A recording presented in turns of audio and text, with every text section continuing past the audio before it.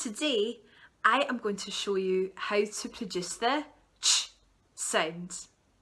This sound is made with a t and a sh produced together.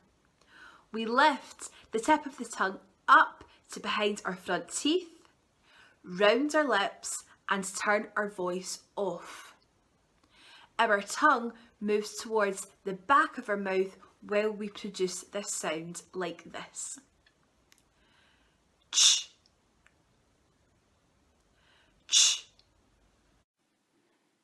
You can follow NHS Lanarkshire Speech and Language Therapy Children and Young People Service on our social media, on Twitter at SLT North and at SLT South Lan, and on Facebook search for Speech and Language Therapy NHS Lanarkshire.